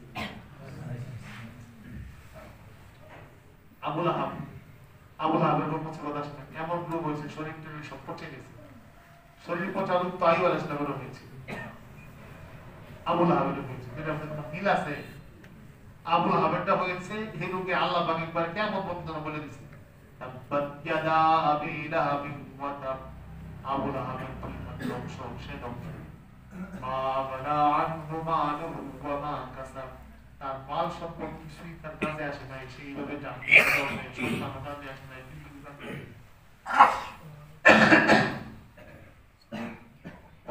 আইয়ুব আলাইহিস সালামের আল্লাহ তো বলছে মুসিবত থেকে শুধু মুক্তি দেয় না, পরে কি বুঝলেন? আইয়ুব আলাইহিস সালাম একদিন বাথরুমে গেছে, কোথায় যায় গোসল করতে গেছে, দেখে জানালা দিয়া বাথরুমের মধ্যে শুধু খালি বোরিং করতেছে। বোরিং করা আমাদের দেশে বোরিং বুঝেন না? বাচ্চারা কষ দিয়ে ধরে ছোটবেলায় বোরিং পাতার মধ্যে বসে ঢুকে ঢুকে বোরিং হয়ে পরে স্বর্ণ হয়ে হাদিস শোনাচ্ছি আপনাকে। ঢুকে কি হইয়া বোরিং হইয়া, পরে কি হইয়া স্বর্ণ হয়ে। এখন মাত্র সুস্থ হয়েছে বেচারা, আল্লাহর কাছে দোয়া করতে, আল্লাহ মুসিবত দূর করতে। এখন হুঁশিয়ার, এই দুনিয়ার প্রাপ্তির জন্য কিন্তু আমাদের মুসিবতের ইন্টারভিউ না, তা আল্লাহ পাকে নেজাম আল্লাহ পাক দিয়ে দিলে কি করবে? দেখেন পরে কি হয়েছে। আইয়ুব আলাইহিস সালাম গোসল করা বাদ দিয়া ধরতেছে আল্লাহ বলেন আলাম আলাম আকুন আগনাইতুকা, আমি কি তোমাকে ধনী বানাই নাই? তোমাকে কি আমি অমুখাবে কি বানাই নাই? তুমি স্বর্ণ ধরতেছো? এমন এক মজার উত্তর দিছে মহব্বতের, লাইসা গায়নান আন বারাকাতিকা ইয়া আরহামার রাহিমিন। হে আল্লাহ, আপনি যে বরকত পাঠাইছেন, এই বরকত থেকে কি অমুখাপেক্ষী হতে পারে? আপনি কত দয়া করে আদর করে পাঠাইছেন, আমি কি গুরুত্ব দিব না? এই জন্য আমি আপনি পাঠাচ্ছেন, আমি ধরতেছি। দেখেন সম্পর্কে কত উন্নত হয়েছে, কি পরেশানির পরে আল্লাহ পাক কি মর্যাদা দান করছে, দুনিয়া আখিরাত সব নাই। আসলে ভালোবাসা মহব্বত থাকলে সবটাই। আপনি একজনকে চকলেট দিচ্ছেন অথবা চিপস দিচ্ছেন, আপনার অধীনস্থ সে নিবে না, না না আমি খাবো না বেশি খাবো না বললে আপনার কাছে খারাপ লাগবে না? বরং সে আদৌ বলা হলে বলবে কি একদম করে দিলে আবার তাদের নিয়ে নেবে, নিয়ে নেবে। তাই চিন্তা করছে পাঠাইছে আল্লাহ এটা কেউ ফেরত দেওয়া যায়, কারণ না গরিব কোনদিন স্বর্ণ হয় শুনছেন জীবনে, গরিব হয়েছে স্বর্ণ, এখন আসতে হাদিসে এটা আল্লাহ আপনি বরকত পাঠাইছেন। দুদিন আগে আল্লাহ বরকত পাঠাইছিল, শরীর সব পচে গেছে, আত্মীয় স্বজন সব চলে গেছে, বিবি নাই বাচ্চা নাই, সবাই ওনাকে ছেড়ে চলে গেছে, উনি একা, উনি আছে আর আল্লাহ আছে। পুরোপুরি তাফসীরে কিতাবে আছে, ওনাকে জিজ্ঞাসা আপনার জীবনের সবচেয়ে আনন্দের সময় কোনটা? যে সময় আমার সবাই চলে গেছিল, আমি আর আল্লাহ ছিলাম, আর কেউ ছিল। এটা ছিল আমার জিন্দেগির সবচেয়ে আনন্দের মুহূর্ত। ওটার স্বাদ আমি এখন অনুভব করি। ওই ইব্রাহিম আসলামকে জিজ্ঞাসা করে জীবনের সবচেয়ে স্বাদের মুহূর্ত কোনটা ছিল? যখন সবাই আমাকে ফেলে দিয়েছে, কেউ নাই, আর আমাকে ফেলছে আগুনে, আল্লাহ ছাড়া আর আমার সামনে আর কেউ নেই। ওই সময়টা ছিল আমার আনন্দের সবচেয়ে, দুনিয়ার আনন্দ আখিরাতের আনন্দ, ওই সময়টা আমার খুব ভালো লাগছে। এই দেখেন মুসিবত থেকে মুসিবত করে সুখকে শক্তিতে পরিণত করা, মুসিবতকে আনন্দে পরিণত করছে, কত ভালো লাগার বিষয় ছিল। বড় বড় রহমতুল্লাহ যখন অসুস্থ, আমি বিভিন্ন ঘটনায় চুপ করে যে আবু ওয়াইদের জানা দিয়ে আল্লাহ তাআলা সাহাবাদের কি বড় বড় লোক হয়েছে, কি কত কষ্ট করেছে, শোনাইলাম চুপ করে, মানে শান্ত অনুভব করতেন যে না এটা তো একটা বিশাল ব্যাপার। আচ্ছা বলেন এটা যদি না থাকে আর আছে এই শান্তনাও নাই, পরে একজনের ক্যান্সার হলো, ক্যান্সার তো ভিন্ন ভিন্ন রকম রোগের ব্যাপারে অনুভূতি কি রূপ চাইতে হবে না, চাইতে হবে আল্লাহ খাজানা তো অনেক বড়, আল্লাহ আমার মাফ করে বান্দা যদি দোয়া চায়, আপনি তো দোয়া করলে আল্লাহ খুশি হয়। আচ্ছা একজনের কাছে আছে অনেক কিছু, আপনি চাইলে উনি খুশি হবে না? আল্লাহর কাছে আছে, আত্মীয়দের ভান্ডার তো আল্লাহর কাছে আছে। আল্লাহ তুই মরতে চাস কিছু না, আমার কাছে একটু আয়াতে তো এবার দোয়া কর।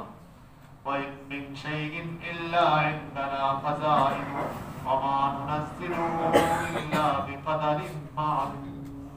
আল্লাহ বলে ভান্ডার তো আমার কাছে আছে। একজন মনে করেন যাকাত দেওয়ার জন্য বিশাল সম্পদের স্তূপ নিয়ে বসে রয়েছে, কেউ তার কাছে নেয় না, মন খারাপ লাগবে না, মন নিলে খুশি হবে। আল্লাহর কাছে সব ভান্ডার আছে, আল্লাহ খুশি না, আমার কাছে তো আছে, বান্দা আমার কাছে চাইবে, বাকি আমি তো দিব মাপ মতোই, আমি তার মতো দিব না, আমি আমার সিস্টেম মতো দিব, বাকি চাইলে আমি খুশি। এই জন্য আল্লাহর কাছে যদি বান্দা আফিয়ত চায়, আল্লাহ আমার সুস্থ, হে আল্লাহ আমার আফিয়ত দান করুন, আল্লাহ খুব খুশি। কিন্তু আপনি চাইবেন আফিয়ত, রূপ যদি আল্লাহ পাক দিয়ে দেয়, এটাও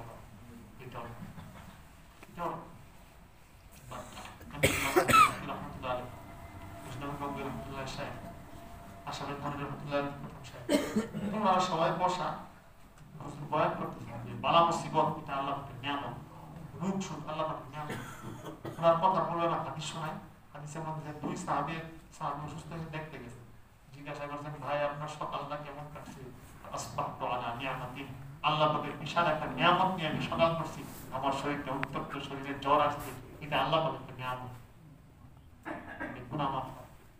রাসূলের জন্য এক সাহাবী বলছে আরে জ্বরে রাগ গালি দিও না, তা তোমাকে পবিত্র পরিচ্ছন্ন করতেছে। নিতে পারলে হলো বান্দা সবকিছু করবে। আজাবান লিরাব্বিল মুমিন ইন্না আমরাহু কুল্লাহু লাহু খায়র। আল্লাহ খালি রাসূল বলেন মুমিনের বিষয়টা খুবই আশ্চর্যজনক, তার সবকিছুই আল্লাহ করে।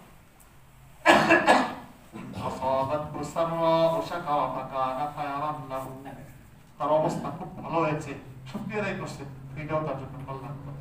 ওয়াইন আসাবাতহু দাররাউ সাবারা ফাকানা খায়রান লাহু, বালা মুসিবত আসছে সবর করছে, এটাও তার জন্য কল্যাণ করে, এটাও তার এটাও না। বাহারে মান খাজা সুরত বলে মান শাকলে খারামত চুয়াদি মায়ারা বাদ হামিগি রব বাহারামত। কবি বলেন সকল কামাটা হয়ে গেছে, আমার বসন্ত হয়ে গেছে হেমন্ত, কষ্ট বসন্ত আনন্দে, আমার ফুলগুলো হয়ে গেছে কাটা, সব উল্টা, উল্টা ছেড়ে উল্টা, ব্যবসা খারাপ, মানুষ মানা নষ্ট মানে গতকালকে মানিকগঞ্জের এক ভাই বলতেছিল আমাদের মজমায় আসবে, ধাওয়া করছে কাছে মাদ্রাসা কিছু কথা বলছে 10-15 মিনিট, আল্লাহ পাক কেটে আমার দিলের মধ্যে অনেক পরিবর্তন আছে। তিনি বলতেছেন যে হুজুর আমি স্ট্রোক করেছি, কোনো কারণ বুঝে ওঠা ছাড়াই আমার 30 লাখ টাকা নষ্ট হয়ে গেছে। এরপরে আমি 5 বার স্ট্রোক করেছি, পরপর 5 বার। আল্লাহ পাক এখন আমাকে সুস্থ করেছে। তো দিনের উপর আছে, নামাজ পড়তেছে, আমল করতেছে, ইবাদত বন্দেগী করতেছে, আসরের মধ্যে দেখবে তার স্ট্রোক করার কি বুঝবে। আর যে বেটা মনে করেন টাকাও গেছে, স্ট্রোক করতে আল্লাহরে আমার আছে, টাকাও গেছে, ইমানও গেছে, আমলও গেছে, হাসিনা দুনিয়া বা আখিরা যালিকা তো কবি বলেন বাহারে মান খাজা সুরত গুলে মান শকলে খারামত চৌধুরী মায়া রামদ হামিদি রম বাহারাম। আমার বসন্ত হয়ে গেছে, আমার ফুলগুলো হয়ে গেছে কাটা, সব এলোমেলো।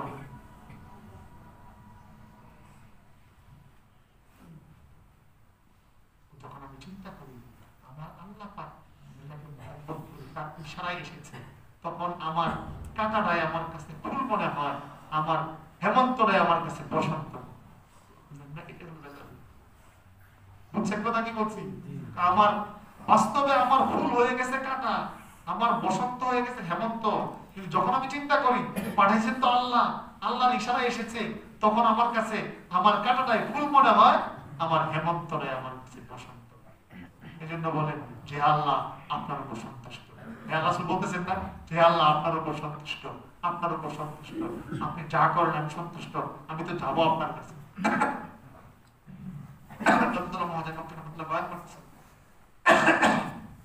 সব ভালো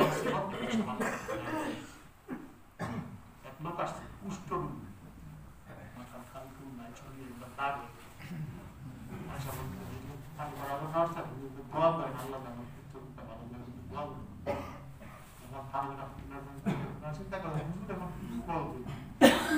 বয়ান করলেন যে কুষ্ঠ সবই তো আল্লাহ পাকের নিয়ামত, এখন কেমনে বলবে? যদি গজাও তোমার আল্লাহ নিয়ামত দিচ্ছে তুমি চলে যাও, লোক কি বোঝার মতো যোগ্যতা রাখে? রাখে না দেখে তো সব যুগের মতো আসছে। কিন্তু কাছে সবাই দোয়া করতেছে আল্লাহ সুস্থতা আপনার অনেক, অসুস্থতা আপনার অনেক বড় নিয়ামত, সুস্থ আপনার অনেক বড় নিয়ামত। বাকি সাথে আমরা বান্দার তো আমরা অনেক দুর্বল, আপনার সুস্থ অসুস্থতার নিয়ামতটা সহ্য করার মতো যোগ্যতা আমাদের মধ্যে নাই।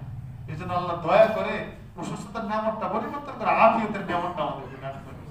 দেখছেন বুজুর্গদের চিন্তা, এটা হলো শরীয়তের চিন্তা যে হ্যাঁ অসুস্থতা আসছে সবর করবে না, আল্লাহ আল্লাহ ভালো করে দেয়, আল্লাহ ভালো করে দেয়, পারতেছি না সহ্য হইতেছে, আল্লাহ খুশি হবে যে বান্দা তুমি ইয়া করতেছি, আমার কাছে আবার ভালোটা চাইতেছে, আল্লাহ খুশি চাইবো আল্লাহর কাছে আফিয়ত।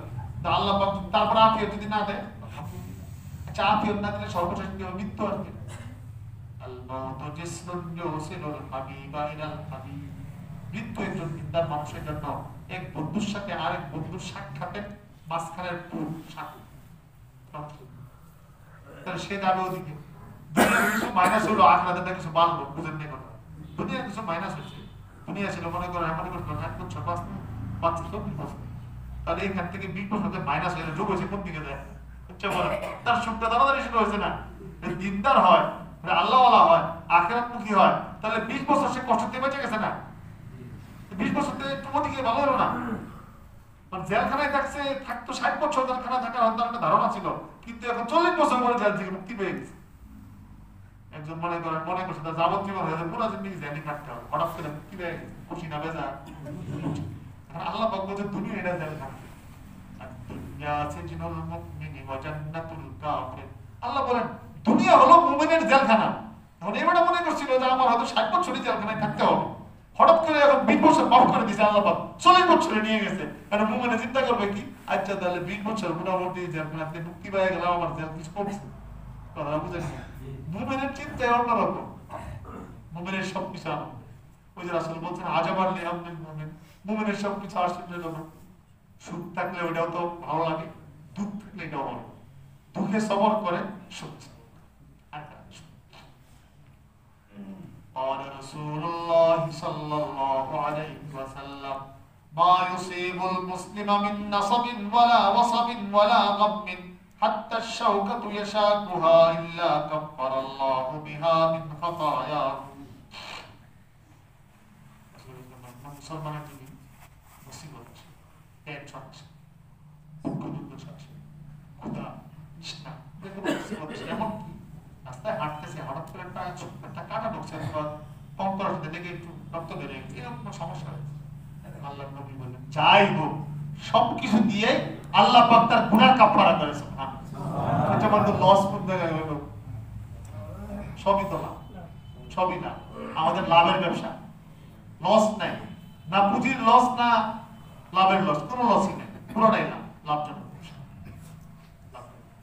ব্যবসা এই জন্য দেখেন না কোরআনে কারিমে আল্লাহ পাক বলছেন লাভজনক ব্যবসা বলছে ঈমান আমলকে, আল্লাহ আদুল্লুকুম আলা তিজারাতিন তুনজিকুম মিন আযাবিন আলীম, আমি তোমাদেরকে এমন লাভজনক ব্যবসা শেখাবো যা তোমাদেরকে কঠিন শাস্তি থেকে মুক্তি দিবে। আসল ব্যবসা। জান্নাত বালা মুসিবত থেকে আখিরাতে ফায়দা অর্জন করার চেষ্টা করো। ওই চেষ্টা করবো তো ইনশাআল্লাহ। বিভিন্ন সময় সবারই কম বেশি খারাপ, মাঝে মাঝে আলোচনা করলে মনটা একটু ঝালাই হয় না, টেনশন নাই, সামনে করছি টেনশন কাঁদতে করে যে কোনো মুসিবত কিন্তু আল্লাহকে হারায়, মুসিবত পাইছে আল্লাহকে হারিয়েছে, অথবা সুখে আল্লাহকে হারিয়েছে বা দুঃখে আল্লাহকে হারিয়েছে, যেভাবে আল্লাহকে হারিয়েছে আল্লাহ থেকে দূরে সরে গেছে সেভাবে অনেক কোন দুঃখ দুর্দশা পেরেশানি যেন আল্লাহ থেকে আমাকে দূরে না সরায়, আল্লাহ নৈকট্য যেন আগে, আর যাদের আগের থেকে ইবাদত বন্দেগী এবং আল্লাহর দিকে দাবি দরম বাড়ছে তারা নিজেরা অনুভব করতেছে যে আসলে মুসিবতের সময়গুলো কত ভালো, যে সময় ঘরে খানা নাই, একবার 2 রাকাত পড়ছেন তারপরও খানা নাই, আরেকবার 2 রাকাত পড়ছেন তারপরও খানা নাই, আরেকবার 2 রাকাত পড়ছেন তারপরও খানা নাই, তখন এই 2 রাকাতের ফজিলত বুঝে আসবে। আমাদের এক ভাই ঘটনা আছে, মধ্যে হয়তো আছে, চিহ্নিত করতে গেলে তো ঘটনা মানব এক ভাই কাকুদের শোনাচ্ছে, আমি দোরের মধ্যে শুয়েছিলাম 3 দিন পর্যন্ত বসছিলাম, 3 দিন কোন খানা রাখতে পারি, তো বাজারে চলা কাছে করছি যে কেউ যদি আল্লাহর জন্য প্রয়োজনে কোনো কারণে যে উপাসও থাকতে হয় তারপর যদি সবর করে আল্লাহ ভাইয়ের পক্ষে হালাল থেকে রাখতে পারবে, এরপরে যে কোনো ভাবে আল্লাহ আমাকে 1000 টাকা ব্যবস্থা করছে, একজন হঠাৎ করে এসে আমার 1000 টাকা দিয়ে গেছে, কোনো কারণ ওই 1000 টাকা দিয়ে আমার ব্যবসা শুরু হয়েছে, ওই ব্যবসা দিয়ে ঘর করছি, বাড়ি করছে, অনেক কিছু দাওয়াত উমরা করছে, সফর করছে, দেশ বিদেশ সফর করতেছে। দেখেন আল্লাহ এত দয়ালু, একটু ধাক্কা দিয়ে যদি এত কিছু দিয়ে দেয়, অথচ দুনিয়া পাওয়া কিন্তু আমাদের মাকসাদ না, কিন্তু আল্লাহ এরপরে যদি একটু ধাক্কা ধুক্কা দেয়, মুসিবত দেয়, তখন আগের কথা মনে করবো আল্লাহ না আমার সাথে এমন আচরণ করছে যে এখন একটু হালকা পাতলা মুসিবত দিলে আল্লাহ জানে সামনে জানে কি মর্যাদা আছে, সামনে জানে কি দিবে। মাত্র 3 হাত বিনা পুঁজিতে ব্যবসা, বিনা পুঁজির ব্যবসা, 1000 টাকা দিয়ে ব্যবসা করে বাড়ি করে বিল্ডিং করে দেশ বিদেশ সফর করে বলতেছে হজগুলো সবই হয়ে যাচ্ছে, এটা দিয়ে এটুকু হয়ে যায়, সামনে যদি কোনো মুসিবত পাঠায় তাহলে আশা করা যায় না মুসিবতের পিছনে অনেক কিছু আছে, সর্বশেষে মুসিবতের পিছনে এটা হবে হয়তো জেলখানার টাইম কমায় দিয়ে আমরা আখড়াতে টাইম বাড়ায় দিবে, আর লাভই তো সবচেয়ে লস করতে। এর জন্য অনেক অনেক জন্য বলছিলাম কথা মানে না, একটা হতে পারে তার জন্য শাস্তি, আরেকটা হচ্ছে শাস্তি আগে অবৈধ প্রেম করছে, গুনার কাজ করছে, আল্লাহ ওর শাস্তি দিবে, আগে যে দুষ্কর্ম করছে ওর শাস্তি দিবে। আবার হতে পারে এই লোকটা আল্লাহ পরীক্ষা করতেছে, আরেকজন বেনামাজি তার ঘরে আবার দেখতেছে বউ খুব ভালো, তখন তার একটা প্রেমাস লাগবে না, আমার ওদিনে দুনিয়ার সবটা আমার না সব কিছু করছে, এর বউটা এরকম ভালো, আমার বউটা এরকম, আমার তার বউ এরকম ভালো, তার বউ এত কথা মানে, আমার বউ তো কথা মানে, কিন্তু ওইটা ওরে দিচ্ছে ছাড়, তোমার ওরে দিচ্ছে ছাড়, ভালো হয়ে যায়, হয়তো আগে কোনো নেকামল এমন কিছু করছে এই জন্য আল্লাহ খুশাই দিচ্ছে, দেখতে আল্লাহর কাছে সব হিসাব আছে, হয়তো আমি দেখতেছি শুধু আমার নেক কাজটা দেখতেছি, আমি আমার কোনো গুনার কথা মনে নাই, আল্লাহ তো ঠিকই মনে আছে কোন একটা গুনার কথা, হতে পারে আমাকে শাস্তি দিতেছে। মজার ব্যাপার কি, যাকে আল্লাহ মর্যাদা দেয়, যাকে পরীক্ষা করে সে কিন্তু এটাকে মূল্যায়ন করে শাস্তি হিসাবে, এটা বুঝছেন, যাকে আল্লাহ প্রকৃত পক্ষে মর্যাদার জন্য তাকে দিতেছে সে কিন্তু মূল্যায়ন করে এটাকে শাস্তি হিসাবে। মনে করেন আপনি অনেক অসুস্থ হয়েছেন, অনেকদিন আমার সবাই হুজুর আল্লাহ আপনার মর্যাদা, আরে ভাই কত গুনাহ, জানি না আল্লাহ কোন গুনাহটা আমাকে ধরছে, বুঝলেন না? ওই যার উপর মর্যাদা বৃদ্ধির কারণ হয় সে বলে কি জানি না কোন অপরাধের কারণে যেন আমার এই শাস্তি দিচ্ছে আল্লাহ। তাহলে বুঝবেন যে তারা কি হচ্ছে। আরেকজন কয় জীবনে কোনো অপরাধ তো দেখি না, আমারে কি জন্য আল্লাহ মুসিবত দিচ্ছে? তাহলে আমি বলতে হ্যাঁ আসলে তোরে বালা মুসিবত না, তোর শাস্তি আল্লাহ দিয়ে অপরাধ খুঁজে পায়। যে অপরাধ খুঁজে পায় না সে হলো বড় অপরাধ। অনেক মানুষ বলে আমি চুপ করে থাকি, তখন তো কিছু বলি না। অনেক কিন্তু জীবনে তো কারো কিছুই করি না, জীবনে কারো কোনো আমার উপর মুসিবত কি জন্য? অর্থাৎ উনি মানুষের দোষ খুব বুঝতেছে, নিজের 24 ঘন্টার জিন্দগি 50 বছরের জিন্দগির মধ্যে নিজে কোনো গুনাহ খুঁজে পাচ্ছে না, কিন্তু গুনাহ আছে। বরং বলতে হবে হ্যাঁ আল্লাহুম্মা ইন্নী যালামতু নাফসি যুলমান কাসীরা, হে আল্লাহ আমি অনেক জুলুম করে ফেলেছি, হে আল্লাহ অনেক জুলুম করে ফেলেছি। আপনি তো শাস্তি আরো দিতে পারবেন, আপনি তো কোরআনে বলছেন ওয়ায়াফু আন কাসীর, আপনি অনেক মাফ করে দেন। আমার যে কত গুনাহ মাফ করে দিবেন, হয়তো কোনো গুনাহের শাস্তি দিবেন, হে আল্লাহ এই শাস্তি থেকে আমার মুক্তি দান করেন। তাহলে বোঝা যাবে লোক তারা কি করতেছে। এইজন্য ভাই কখনো কি কথা বলবো যে কিছুই তো করলাম না, কেন আমার মুসিবত আসছে? এই কথা বলবো কখনো? অনেকে বলে তুই এখন এই বলে যে হুজুর ওই বেড়া দেখছি কত কিছু করে দুর্নীতি করে, আমি জীবনে কিছুই করলাম না। আমরা কিন্তু আমার হুঁশিয়ার, সামনে কিছু বলবেন না, কারণ সে বললে কষ্ট পাবে। কিন্তু বাকি এটা অন্যভাবে এক সময় ইনশাআল্লাহ তাকে বুঝাইয়া দিবেন, দেখবেন সে চিন্তা করবে। তাকে যখন বলবেন নবীর মুসিবত আছে, নবীর তো নবীর উপরে তো মুসিবত আছে, সুতরাং আমি যদি অপরাধ নাও করে থাকি তাহলে যদি মুসিবত এসে থাকে সমস্যার তো কোনো কিছু নাই। আস্তে আস্তে বাস্তব সালেক যে আল্লাহ সম্পন্ন করতে চায় তার বালা মুসিবত আচ্ছা আচ্ছা সেটা কি বলে বললেন যে আল্লাহ মর্যাদা দিয়েছেন। আল্লাহ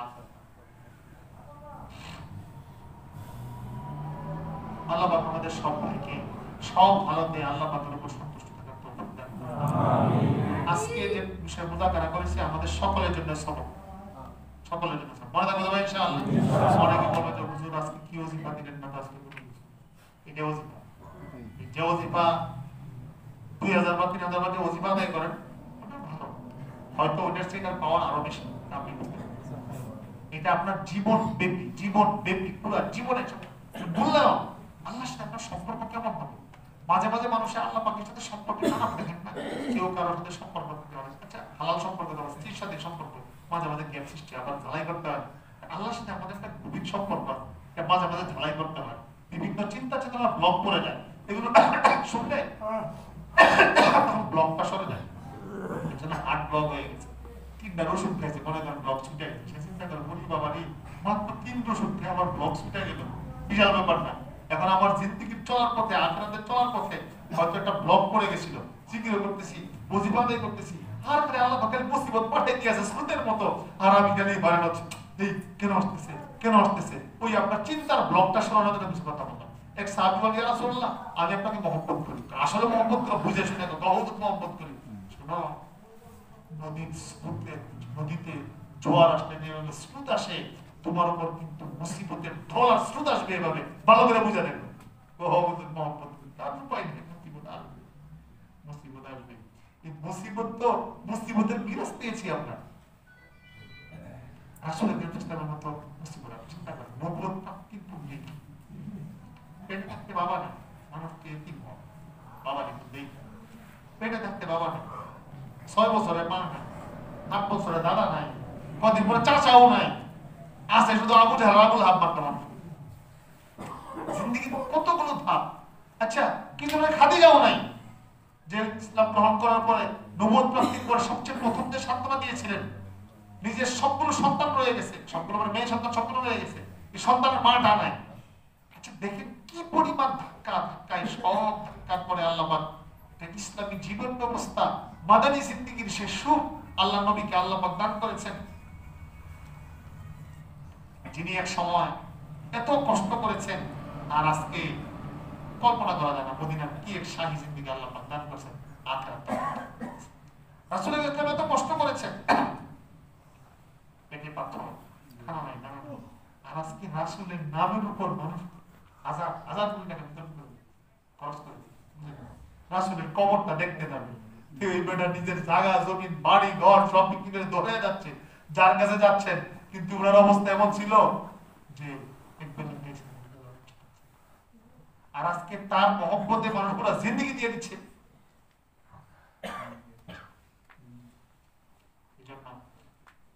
এটা তো বড় মুসিবত। নবীদের উপর যে পরীক্ষা আসছে আমাদের ইউসুফ আলাইহিস সালামের কি পরীক্ষাটা গেছে চিন্তা করেন তো। কোনো কারণ ছাড়া একটা বাচ্চা মানুষ কোনো কারণ ছাড়াই ভাইদের ষড়যন্ত্র, সৎ ভাইদের ষড়যন্ত্র আর হিংসার বলি হয়ে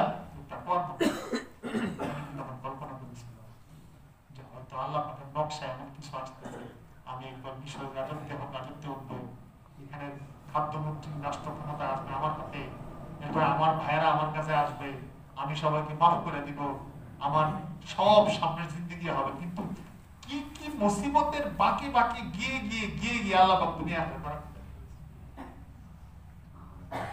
আল্লাহ পাক বান্দার পক্ষে একটাই সহজ,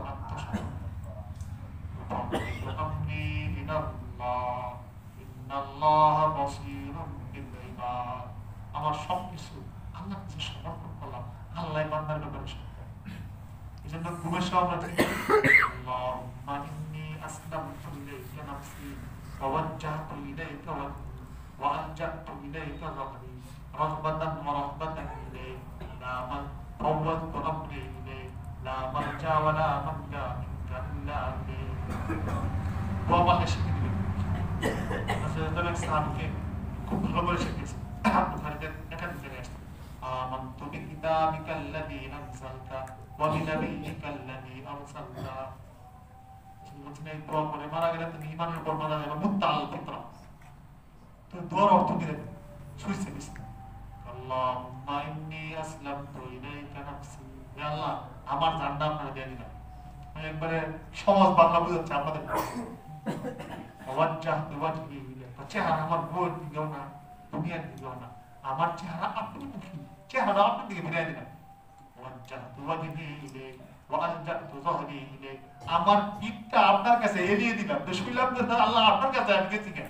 ওয়াফাওয়াদতু আমরি ইলাইকা, আমার সব হিসাবপত্র সব আপনার কাছে সমর্পণ করে দিলাম। এরপর কি আল্লাহ আপনার প্রতি আমার ভয়, আপনার থেকে আমার আশা, আশাও আপনার প্রতি, ভীতিও আপনার ব্যাপারে। পালায়া যাওয়ার জায়গা নেই, আপনার কাছে সমর্থন করছি না, আমার ভুলে গেলে জায়গা হইতে আপনি আমার জায়গা। এরপরে বলি আল্লাহ আপনি যে কিতাব পাঠিয়েছেন কিতাবের উপর আমি ঈমান এনেছি, আপনি নবী পাঠিয়েছেন নবীর উপর আমি বিশ্বাস করলাম। এরপর চোখ বাস, এরপরে মারা গেছে, বাস ঈমান নিয়ে মারা গেছে। ওই কালেমার তাল দিবেন, কাউর দিতে হবে না। বজরের সময় ডাকছে, নামাজ উঠে নামে না।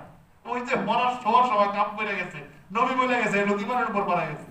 বুঝলেন? কালেমার তাল দিতে তো আগে কোন পার নাই, সেটা বলে চোখ বন্ধ করে চোখ বন্ধ করে গেছে আল্লাহর কাছে। আজি একটা মাসলুক দোয়ার কি পাওয়ার, এগুলো শিখতে হবে।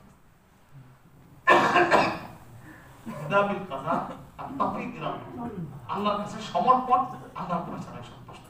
এই আমাদের যে ওয়ালিদ সাহেব রাহমাতুল্লাহ আলাইহি বড় ভাই প্রশংসা করতেন, হিদাবিল কাযা বিগুণোত্তম মজা।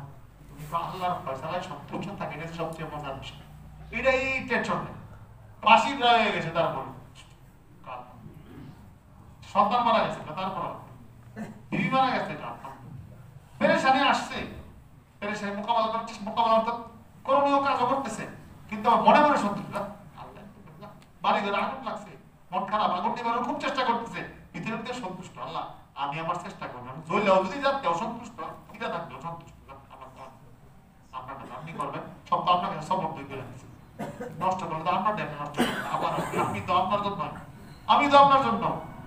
রাসূল বলেন ইন্না লিল্লাহি মা আখাযা ওয়া লাহু মা আতা, যা দিছেন এটাও আল্লাহ, যা নিছেন এটাও। বিদাবিল কাযা তাফরীদ আল্লাহ।